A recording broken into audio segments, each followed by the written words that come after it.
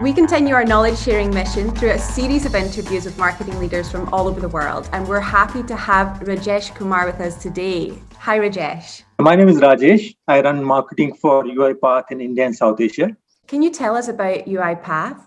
UiPath started by a group of engineers out of Romania in 2005, inventing this new technology, bringing it together, which really came into commercial launch stage around 2015 and has grown phenomenally since then. And it's a very interesting technology which replicates how humans work on computers and take over routine work and remove that drudgery and allow them to do their best in terms of their creative and work around empathy and understanding people and so on. What's your role there and what are you working on right now? My role is looking after marketing for India and South Asia. I look after all aspects of marketing, which includes raising awareness of us as an industry, raising awareness about UiPath as a leader in the industry, connecting with different stakeholders in the ecosystem, thought leaders, influencers, industry regulatory bodies, and analysts, media, and so on, as well as getting to our customers and partners to help educate them on our software and help them buy this for driving more efficiency and effectiveness and competitiveness in their businesses. Let's talk a little bit about marketing and events. Due to the pandemic, many marketing opportunities, especially related to events, were no longer possible. As a result, what new opportunities are out there, do you think, for B2B marketers when it comes to events?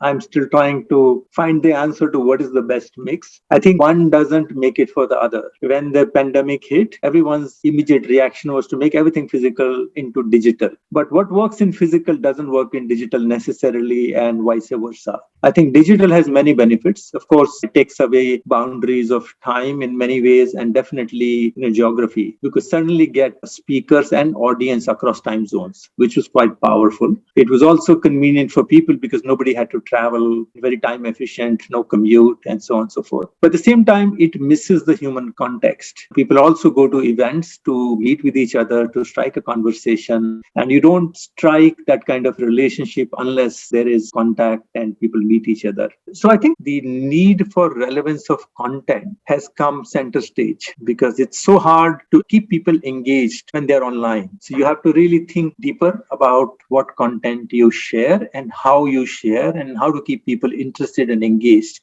Do you think there are enough opportunities out there in terms of marketing as there used to be?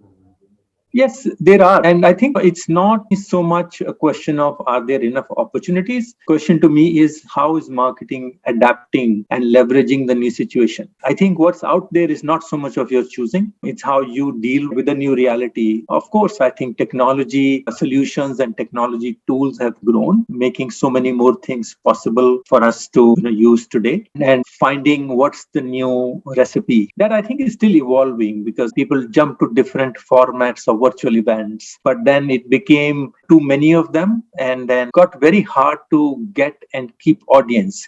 So people started experimenting with other things. I think the relevance of the message and the content and efficiency of the format has come into focus. Some say it's become even more important now than ever before for marketing and sales teams to work closely together to meet company goals. Would you agree with that?